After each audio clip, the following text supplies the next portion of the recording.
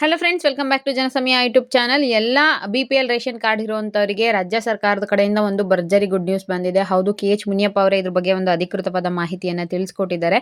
ನಿಮಗೆ ಇಷ್ಟು ದಿನ ಅಕ್ಕಿ ಕೊಡ್ತಾ ಇದ್ರು ಅಲ್ವಾ, ಅದ್ರ ಜೊತೆಗೆ ಆಹಾರ ಧಾನ್ಯಗಳು, ದಿನಸಿ ಕಿಟ್ ಕೂಡ ಕೊಡ್ತೀವಿ ಅಂತ ನಮ್ಮ KH ಮುನಿಯಪ್ಪ ಅವರು ಪತ್ರಿಕಾಗೋಷ್ಠಿಯಲ್ಲಿ ತಿಳಿಸಿದ್ದಾರೆ. ನೋಡಿ, ನಮ್ಮ ಕರ್ನಾಟಕದಲ್ಲಿ ಏನು ಅಕ್ಕಿ ಕೊಡ್ತಾ ಇದ್ದಾರೆ ಅದು ಪ್ರತಿ ತಿಂಗಳು ಕೂಡ ಒಂದೊಂದು ಹೊಸ ರೂಲ್ಸ್ಗಳನ್ನ ಜಾರಿಗೆ ತರ್ತಾನೆ ಇರ್ತಾರೆ.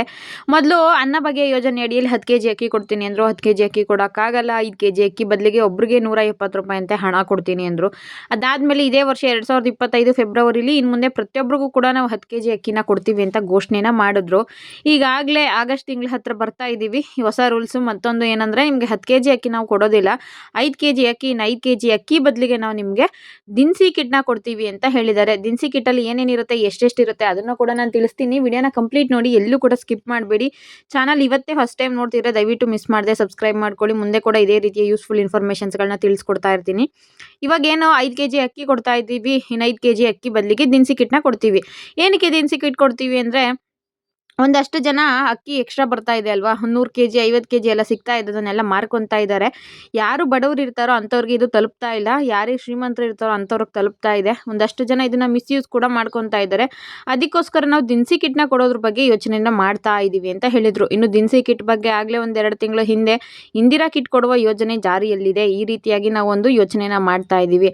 ಅದರಲ್ಲಿ ನಿಮಗೆ 5 kg ಅಕ್ಕಿ, 1 kg ತೊಗರಿಬೇಳೆ, 1 kg ಎಣ್ಣೆ, ಸಕ್ಕರೆ ಜೊತೆಗೆ ಚಹಾ ಪುಡಿ, ಕಾಫಿ ಪುಡಿ, ಟೀ ಪುಡಿ ಕೊಡೋ ಪ್ಲಾನ್ ಇದೆ ಅಂತ ಕೂಡ ಹೇಳಿದರು. ಈಗ ಲೇಟೆಸ್ಟ್ ಅಪ್ಡೇಟ್ನ ಏನು ಕೊಟ್ಟಿದ್ದಾರೆ ಅಂದರೆ, ಹುಬ್ಬಳ್ಳಿಯಲ್ಲಿ ಪತ್ರಿಕಾಗೋಷ್ಠಿಯಲ್ಲಿ ಮಾತನಾಡಿರುವಂತಹ ನಮ್ಮ KH ಮುನಿಯಪ್ಪ ಅವರು, ಕರ್ನಾಟಕದಲ್ಲಿ ಒಂದಷ್ಟು BPL ರೇಷನ್ ಕಾರ್ಡ್ಗಳನ್ನ ಪರಿಷ್ಕರಣೆ ಮಾಡುವಂತಹ ಅಗತ್ಯ ಇದೆ. ಕೇಂದ್ರ ಸರ್ಕಾರ ಏನಿದೆ ಒಂದು ನಿಗದಿತ ಮಿತಿಯನ್ನು ಹಾಕಿದೆ.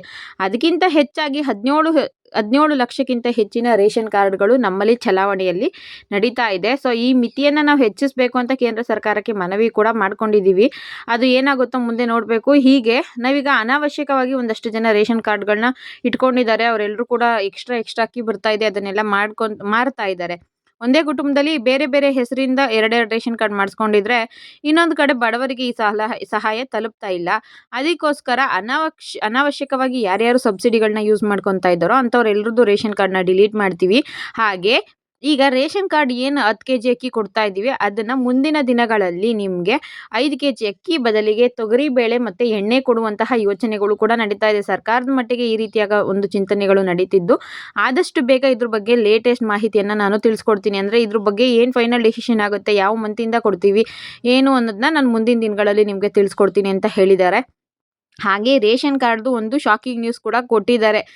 ಒಂದಷ್ಟು ಜನ ಎಲಿಜಿಬಲ್ ಇಲ್ಲದೆ ಇರೋರು ಕೂಡ ರೇಷನ್ ಪಡ್ಕೊಂಡಿದ್ದಾರೆ. ಅವರೆಲ್ಲರದ್ದು ರೇಷನ್ ಕಾರ್ಡ್ನ ಕೂಡ ನಾವು ಡಿಲೀಟ್ ಮಾಡ್ತೀವಿ, ಕಠಿಣ ಕ್ರಮಗಳನ್ನು ಕೈಗೊಳ್ತೀವಿ ಅನ್ನೋ ಒಂದು ಅಪ್ಡೇಟ್ನ ತಿಳಿಸ್ಕೊಟ್ಟಿದ್ದಾರೆ. ಹಾಗೆ ಯಾರ್ಯಾರು ರೇಷನ್ ಕಾರ್ಡ್ ಎಲಿಜಿಬಲ್ ಇಲ್ಲದೆ ಇರೋರು ಕೂಡ ಮಾಡಿಸ್ಕೊಂಡಿದ್ದೀರಾ, ಅವರೆಲ್ಲರ ರೇಷನ್ ಕಾರ್ಡ್ ಕೂಡ ರದ್ದಾಗುತ್ತೆ ಅನ್ನೋ ಮಾಹಿತಿಯನ್ನು ತಿಳಿಸ್ಕೊಟ್ಟಿದ್ದಾರೆ. ಒಂದೇ ಹೆಸರಲ್ಲಿ ಒಂದೇ ಕುಟುಂಬ ಇರುತ್ತೆ, ಒಂದೇ ಫ್ಯಾಮಿಲಿಯಲ್ಲಿ ಬೇರೆ ಬೇರೆ ಹೆಸರಲ್ಲಿ 2-3 ರೇಷನ್ ಕಾರ್ಡ್ನ ಮಾಡಿಸ್ಕೊಂಡಿದ್ದಾರೆ. ಸೊ ಅಂಥವ್ರೆಲ್ಲರದ್ದು ಕೂಡ ನಾವು ಈಗ ಡಿಲೀಟ್ ಮಾಡಲೇಬೇಕಾಗಿದೆ, ಪರಿಷ್ಕರಣೆ ಮಾಡಲೇಬೇಕಾಗಿದೆ. ಯಾರು ಎಲಿಜಿಬಲ್ ಇಲ್ಲದೆ ಇರೋರಿಗೆ ಸರ್ಕಾರದ ಸೌಲಭ್ಯ ತಲುಪ್ತಾ ಇದೆ ಅದನ್ನೆಲ್ಲ ನಾವು ಕ್ಯಾನ್ಸಲ್ ಮಾಡಬೇಕಾಗಿದೆ. ಯಾಕಂದರೆ ಕೇಂದ್ರ ಸರ್ಕಾರ ಒಂದಷ್ಟು ನಿಗದಿಯನ್ನು ಮಾಡಿದೆ. 17 ಲಕ್ಷಕ್ಕಿಂತ ಹೆಚ್ಚಿನ ಜನರಿಗೆ ನಾವು ಉಚಿತವಾಗಿ BPL ರೇಷನ್ ಕಾರ್ಡ್ನ ನೀಡಿಕೊಂಡು ಅವ್ರಿಗೆ ಸರ್ಕಾರದ ಸೌಲಭ್ಯಗಳನ್ನ ಕೊಡ್ತಾ ಬಂದಿದ್ದೀವಿ.